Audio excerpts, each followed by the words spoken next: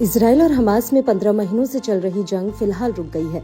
इसके बाद अब आए दिन हमास को लेकर चौंकाने वाले खुलासे हो रहे हैं।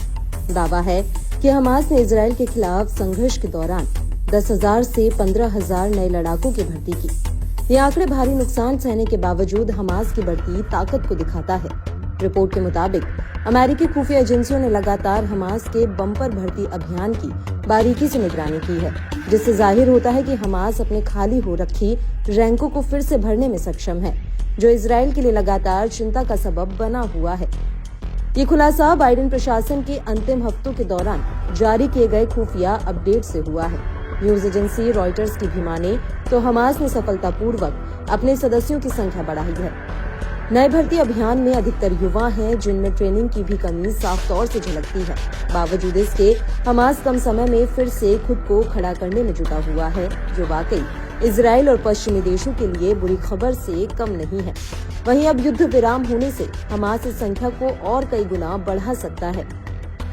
ऐसे में ये आंकड़े बताते हैं कि ईरान समर्थित आतंकवादी इजराइल के लिए लगातार खतरा बने रह सकते हैं।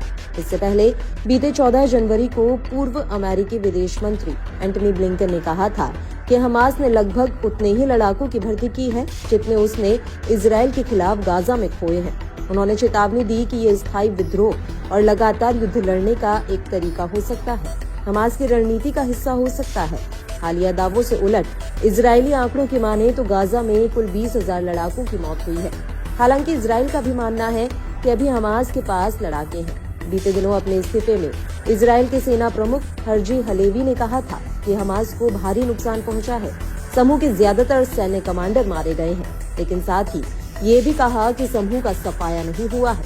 IDF हमास को खत्म करने के लिए लड़ाई जारी रखेगा। ऐसे में साफ है कि इजराइल हमास युद्ध में हमास को बेशक नुकसान उठाना पड़ा है, मगर इससे उसका हौसला कम नहीं हुआ। ईरान का पूरा समर्थन मिलने से भी हमास कमजोर नहीं हुआ है। वहीं हमास की बंधकों की रिहाई के दौरान के वीडियो पर नजर दौड़ाएं तो देखा जा सकता है कि हमास लड़ाके संख्या बल के हिसाब से बड़ी संख्या में अभी भी मौजूद हैं। लड़ाकों का मुस्तैदी से गाजा में घूमना ये दिखाता है कि इजरायली हमलों का उस पर कोई खास असर नहीं पड़ा है। लड़ाके अभी भी अपने हथियारों से लैस नजर आ रहे हैं। इतना ही नहीं, गाजा के लोगों का भी हमास लड़ाकों को पूरा जन समर्थन मिल रहा है। गाजा की गलियों से गुजरते हमास लड़ाकों के काफिले पर गाजा के लोग जश्न से झूमने लगते हैं। साथ ही बंधकों की रिहाई के दौरान गाजा की एक महिला तो हमास लड़ाकों का मंच पर रंग बिरंगे कागजों की बारिश करते हुए उनका स्वागत करते नजर आई है।